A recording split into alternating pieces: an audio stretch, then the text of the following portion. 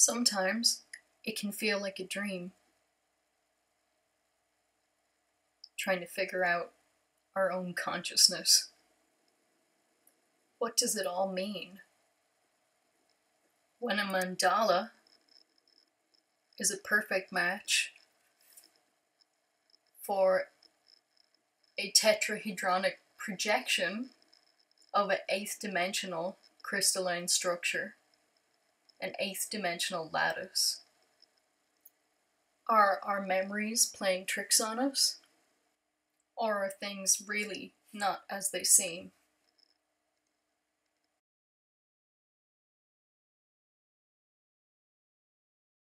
How could this be? And what does the projector have to do with everything? Well, let's talk a little bit about the nature of reality.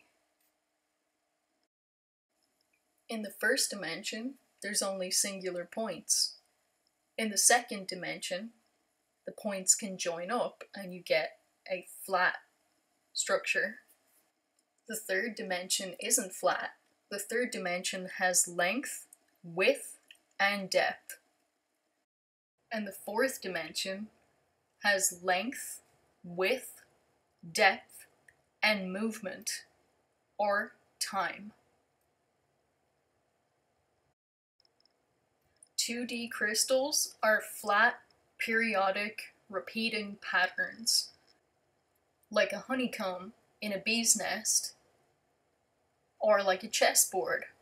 If you add the element of depth to the two-dimensional crystal, you get a three-dimensional crystal, or a three-dimensional crystalline structure. If one were to shine a light source through it, the distorted image it projects would be called a quasi-crystal, because it is not perfectly periodically structured. A quasi-reality, therefore, is a distorted projection of a reality in a higher dimension.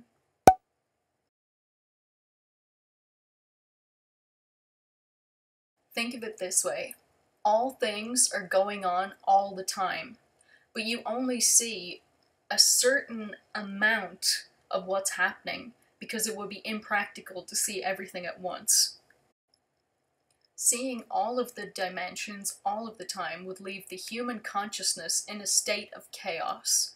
We wouldn't be able to discern what's practical for us to interact with for our own survival.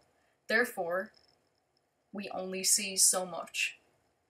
In our usual perception, the future, the present, and the past are static. Every choice has a consequence and an outcome. But like a row of dominoes, they stay in their lane. Each choice you make is what you build upon in your current present. In a linear perception of time, your present and future are not affected by choices you could have made but didn't. Mandela affected people are experiencing a non-linear perception of outcomes. Just ask a Mandela affected person what car John F. Kennedy got assassinated in, and they'll tell you a white car with 4 seats, a black car with 6 seats with the governor and his wife, and also a black car with 4 seats. A Mandela affected person may have experienced 1, 2, or all 3 of these outcomes, or more outcomes. In this quasi-projected reality, this reality lacks the structure to keep the past, present, and future within a linear domino effect line of causality, which means cause doesn't necessarily mean effect, because the structure is not in place here to keep that static within our perception. For example, just because in Disney Snow White it always said, "Mirror, mirror on the wall, who is the fairest one of all," doesn't mean it will next week within your perception of reality. For example, this is different in my memory. It says, "Mirror, mirror on the wall, who is the fairest of them all," instead of "who is the fairest one of all."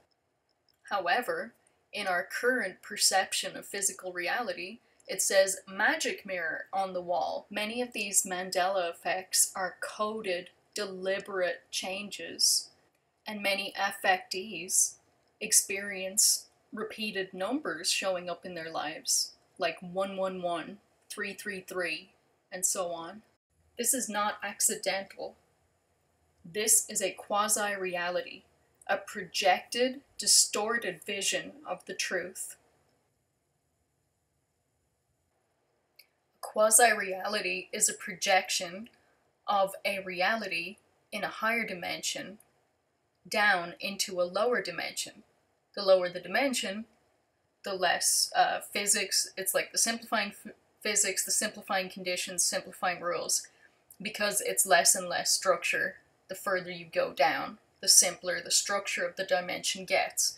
So all the infrastructure is in place, but it's invisible and you can't interact with it if it's not in the dimension you're currently in.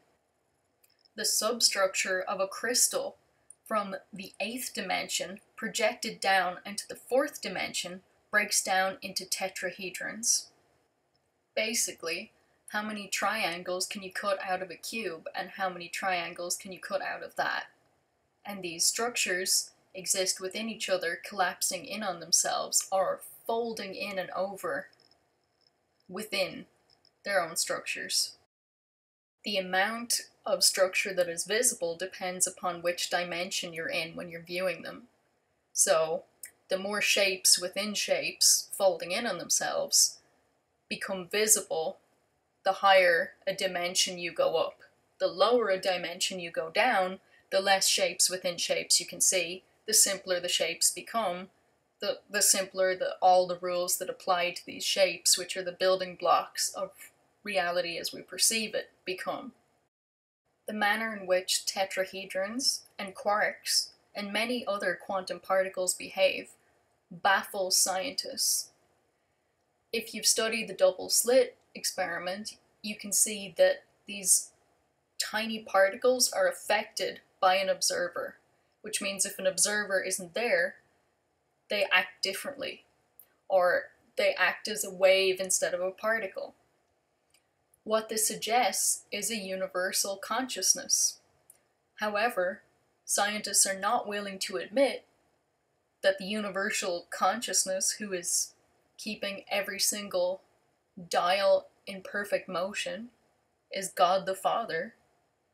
There's no guy sitting out in space looking at tetrahedrons and looking at quarks and making that decision as to whether they'll, in the quarks case for example, disappear out of existence and then reappear on the other side of the universe, which is what they do.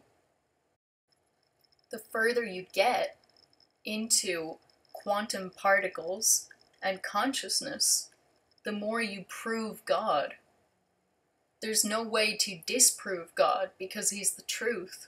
But for people who can't see that, the further they go with the subset, the teeny, weeny little particles that this reality is made up of, the more they see it doesn't function without a consciousness to make that decision of which way do these tetrahedrons face, which state are they in, what about these quarks, why are they showing up and disappearing and acting in all these different ways. Perhaps one day they will admit that there isn't another way to explain it. And maybe they just like to laugh at religious people or what have you. But there's nothing scientific about denying an answer because you don't like it. That's an emotional response. What I take from the double slit experiment and from the behavior of particles is that when we observe reality, it can change. But when God observes reality, he creates. And no matter how hard we observe anything, we are not going to create a new particle, a new substructure, a new building block, if you will, for what our reality is made out of. Now that might be what they're trying to do at CERN, because I heard they had come up with some new particles, but really, they're just smashing atoms together to see if they can't rearrange the bits and maybe something will happen. But as for the Mandela Effectees, we have to just keep searching for truth. And my hope is, together, we will find some kind of truth in all of this. and keep faith through all of this and stick together. We just need to keep our minds and eyes open.